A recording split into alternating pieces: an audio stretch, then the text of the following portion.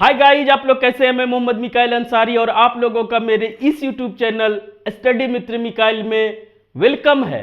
दोस्तों, जैसा कि हम लोगों ने शुरू किया है how to translate into English, जो कि ट्रांसलेशन की बहुत ही अच्छी बुक है और जो हमें हिंदी से इंग्लिश में ट्रांसलेट करने सिखाती है। और दोस्तों, यह बुक आर.पी. सिन्हा के द्वारा लिखी गई है और अभी जो हमारा चल रहा है वो चैप्टर नंबर 30, जिसका टॉपिक है कंपैरिजन या कंपेयर करना, तुलना करना। ये अभी पढ़ रहे हैं और स्ट्रक्चर नंबर 15 पहुंच गए हैं, तो हम लोग समझ गए हैं कि ये क्या होता है और कैसे कंपेयर किया जाता है, तुलना किया जाता है। ठीक है वो। और जैसा कि आप जानते हैं, इस बुक का पैटर्न है कि सबसे पहले हिंदी वाक्य देते हैं, फिर स्ट्रक्चर, फिर उस पर ट्रांसलेट करके सिखाते हैं। और दोस्तों, हम आपके साथ इस स्ट्रक्चर को डिस्कस करके और आपके लिए आसान बना देते हैं और साथ ही साथ इसमें जो भी कंसेप्ट यूज होता है उससे आपसे डिस्कस करके, एक्सप्लेन करके और आपके लिए इजी बना देते हैं, ताकि आपको कोई भी परेशानी ना हो और अपना आप इंग्लिश लैंग्वेज इंटरेस्ट के साथ इंप्रूव कर सके। दोस्तों, वैसे तो यह एक ट्रांसलेशन की बुक है, लेकिन इसे ट्रांसलेशन की बुक ना माने। अगर आप इंग्लिश में इंटरेस्टेड रखते हैं या सीखना चाहते हैं, अपनी पकड़ मजबूत करना चाहते हैं, तो इसे एक कंप्लीट बुक माने। और अगर इसे थॉरोली बना लेते हैं, पढ़ लेते हैं, समझ लेते हैं और यूज करते हैं, प्रैक्टिस करते हैं, तो नो डाउट कि ओवरऑल आपका इंग्लिश लैंग्वेज जरूर इंप्रूव होगा। तो आप इसे दोस्तों अपने दोस्तों को, अपने रिलेटिव्स को या अपने बच्चों को जरूर सजेस्ट करें, जो कि अच्छे से या पहले से जिसका मातृभाषा मदर टंग हिंदी है, और उसे ये सजेस्ट जरूर करें पढ़ने के लिए। तो दोस्तों, अगर इस चैनल पे नए हैं और इस वीडियो को पहली बार देख रहे हैं तो प्लीज़ इसे लाइक करें, सब्सक्राइब जरूर करें दोस्तों इस चैनल को। तो आइए शुरू करते हैं। ये बहुत फास्ट इसलिए बोले कि दोस्तों ये रोज़ बोलते हैं। क्यों? क्योंकि लगता है कि अगर कोई न्यू व्यूवर्स है तो उसको बुक के बारे में भी पता चल जाए, चैनल के बारे में भी पता चल जाए। अगर उनको अच्छा लगे तो उन पीछे का वीडियो भी देख सकते हैं, क्योंकि हम लोग 60 to 70% लगभग कवर कर चुके हैं और अब इसे कंप्लीट करके ही आगे कुछ सोचेंगे दोस्तों। ठीक है, तो आइए शुरू करते हैं। तो सबसे पहले जो भी हम लोग कंपेयर कर रहे हैं वो दो व्यक्तियों या वस्तुओं, या इसे बोलिए टू पर्सन्स या टू थिंग्स के मेरिट या डिमेरिट को। ठीक है, तो लेकिन दोस्तों आज जो हमारा टॉपिक है उसमें हम लोग कंपेयर करेंगे एक ही व्यक्ति या एक ही वस्तु के दो गुणों या दोषों का, यानी उसके एक दो क्वालिटीज होगा जिसमें एक ज्यादा अच्छा होगा, यानी एक ज्यादा होगा एक कम होगा। तो उसको हम लोग कैसे करेंगे? अभी था कि दो आदमी है, एक का एक क्वालिटी या टू क्वालिटीज को दूसरे आदमी के सेम क्वालिटी से कंपेयर करते थे। ठीक है, पहले बराबर का कंपेयर किए, फिर असमानता जिसे बोलते इनइक्वालिटी या डिफरेंसेस जब हो क्वालिटी में उसे। लेकिन आज करेंगे एक ही आदमी या एक ही वस्तु, यानी एक ही सब्जेक्ट होगा, उसके दो क्वालिटीज को कंपेयर करेंगे जिसमें असमानता हो, डिफरेंसेज हो, यानी एक ज्यादा एक कम। तो आइए दोस्तों, अगर इतना ये कंसेप्ट समझ गए तो आपको कोई मुश्किल नहीं होगा। जैसा कि आप जानते हैं, इसका हिंदी पहले देते हैं, फिर स्ट्रक्चर, फिर उस पर बना के दिखाते हैं, फिर एक्सरसाइज भी है। इसमें भी 5-6 क्वेश्चंस या 5-6 स्टेटमेंट्स हैं, आप उसे इंग्लिश में बना सकते हैं। तो दोस्तों, सबसे पहले वह, यह एक ही सब्जेक्ट है, एक ही वस्तु, एक ही ऑब्जेक्ट बोलेंगे तो गलत हो जाएगा, यहां पे एक ही चीज है, उसके दो क्वालिटीज, दो गुणों को कंपेयर कर रहे हैं जिसमें असमानता हो। ठीक है, डिफरेंसेज हो। वह बहादुर अधिक है और बुद्धिमान कम। कम है भी लिख सकते हैं, कम है। ठीक है, इसको देखेंगे कि अपनी भाषा में भी कैसे बोला जाता है।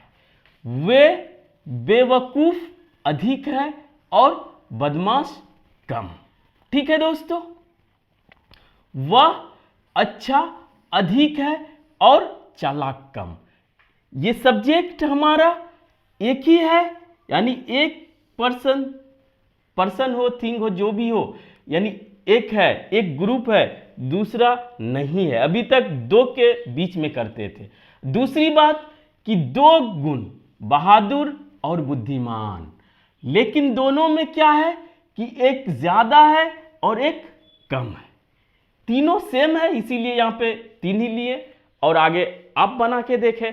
तो इस तरह से अगर रहे दोस्तों, एक और बात इसमें कि इसको अपनी भाषा में कैसे बोलते हैं वो भी देख लें।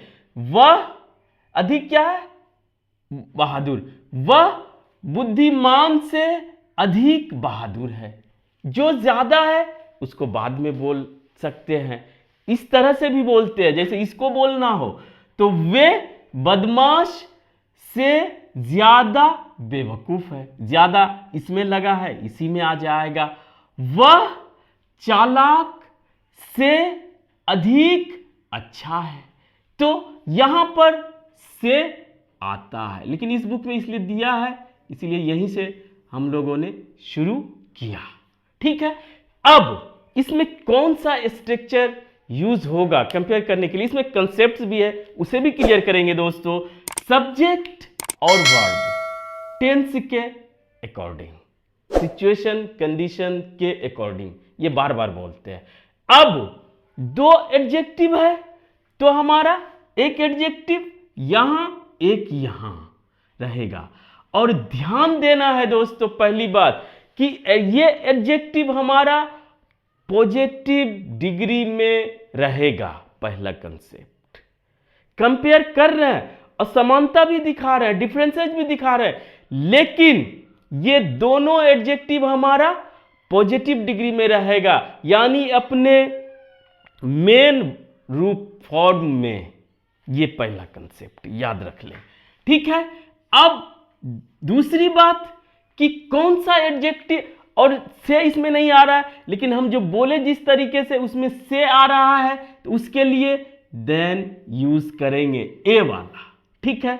और अच्छा, अगर ये दूसरी बात होती है तो अब तीसरी बात कि यहां कौन एडजेक्टिव होगा, यहां कौन होगा, हिंदी में कैसे रहेगा। हिंदी में आप जैसे भी बोले या जैसे भी सुने, एक ही आदमी का दो क्वालिटीज को अगर कंपेयर करना है तो वहां पर दोस्तों जिसमें ज्यादा बोला गया, अधिक बोला गया, आप समझ रहे हैं ज्यादा का मतलब, तो उसको यहां देन के पहले रखेंगे, और ये सब पॉजिटिव डिग्री, क्लियर। और देन के पहले जिसमें ज्यादा या अधिक यूज किया गया हो हिंदी में, और उसमें बदल जाता है दोस्तों जो हम लोग बोलचाल में बोलते हैं, और उसके पहले आपको हर कंडीशन में मोर लगाना पड़ेगा अधिक या ज्यादा के लिए। अगर इतना तक आप अच्छे से सुने, समझने की कोशिश किए, तो अब आप आसानी से बना लेंगे। ये जनरली कंपटीशन में पूछा जाता है, ठीक है। क्योंकि इसमें कोई क्या करता है वो भी देख लेते हैं कि एडजेक्टिव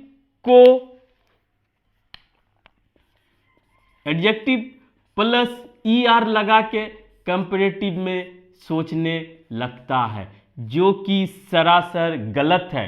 यही ट्विस्ट के वजह से इसे थोड़ा सा वजन, वेट दिया जाता है। आप जानते हैं कि जिसमें कॉम्प्लिकेशंस है वही वेटफुल, या कहिए कि उसी में दम माना जाता है। ये हमारे सोसाइटी का रीति रिवाज, जो सीधा है, सिंपल है, इजी है, कुछ भी चीज उसे भाव नहीं दिया जाता है, इंपॉर्टेंस नहीं दिया जाता। जितना कॉम्प्लिकेटेड उतना इंपॉर्टेंस, मतलब complications directly, importance directly proportional complications, ठीक है दोस्तों।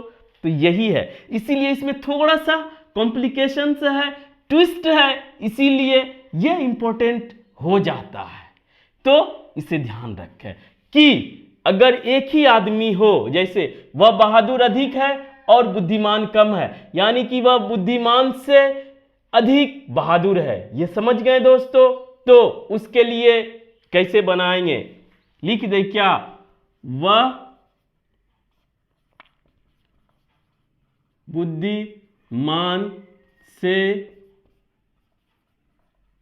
अधिक बहादुर है। ये हम लोग बोलते हैं, जिसमें से भी आया, लेकिन इससे बहादुर पहले था, लेकिन यहां पर अधिक बहादुर बाद में आया। लेकिन आपको कंफ्यूज नहीं होना है, जिसमें अधिक या ज्यादा लगा हुआ है उसे आप पहले लिखेंगे, ठीक है।